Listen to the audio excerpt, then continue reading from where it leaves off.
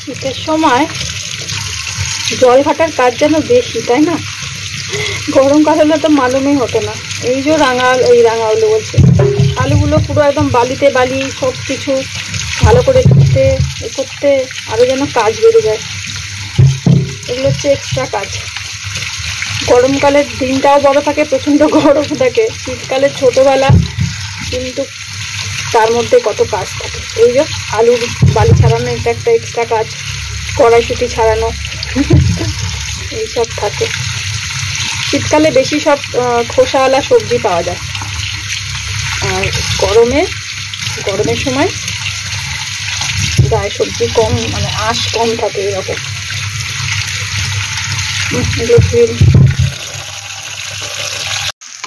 তো রান্নাবান্না না একটু চাপিয়ে দিয়েছি, এখন একটা দেরি হয়ে গেছে, বাজারে ছিল তো পরপর করে ভিডিও করতে পারিনি।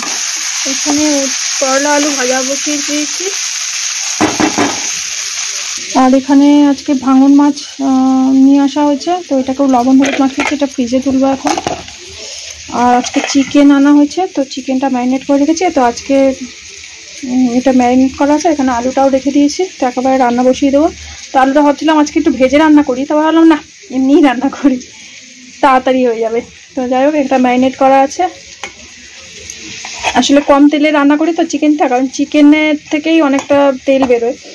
আলুটা ভাজলে আবার একটু তেল লাগবে, তো এই জন্য, আর কিছুই না। আর এদিকে ভাত উপর করা হয়েছে।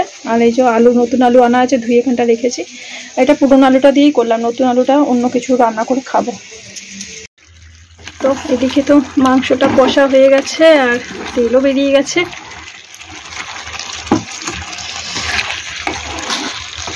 সামান্য একটুখানি তেল দিয়েছিলাম সাদা জিরে ফোড়ন দেওয়ার জন্য, ব্যাস, আর দিইনি। তো চিকেনটা থেকে তো তেল বেরিয়েছে। তো এখন এর মধ্যে আলু দিয়ে দেবো, আলুটা দিয়ে একটু কাঁচা আলু দিয়ে একটু নাড়াচাড়া করবো। তো এখন আলুটা দিয়ে দিয়েছি, ভালো করে একটু নাড়াচাড়া দিয়ে ঢাকা দিয়ে একটু কষাবো।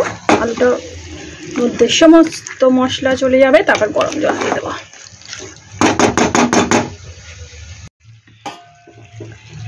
তো আলুও সেদ্ধ হয়ে গেছে অনেকটা, এখন একটু জল দিয়ে দিলাম, ব্যাস, এখনই রান্না কমপ্লিট হয়ে যাবে। চিকেন হলে আর কি চাই, সাথে কিছুই লাগে না, তাই না? আর বিশেষ করে চিকেনের যদি আলু থাকে, ব্যাস। এখন ঢাকা দিয়ে দেব।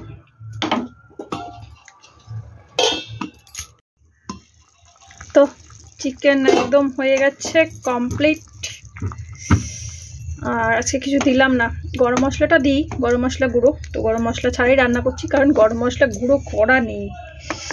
এটাই হচ্ছে গড়িমসি লাগবে, এখন ওটা গুঁড়ো করতে হবে। আছে বাড়িতে গোটা গরম মশলা, সেটা একটু গুঁড়ো করে নিলেই হয়ে যায়। করে নেবো এর মধ্যে একদিন। টুকটুক টুকটুক করছে, একদম লাল টুকটুকে চিকেন, লাল টুকটুকে মুরগির মাংসর ঝোল।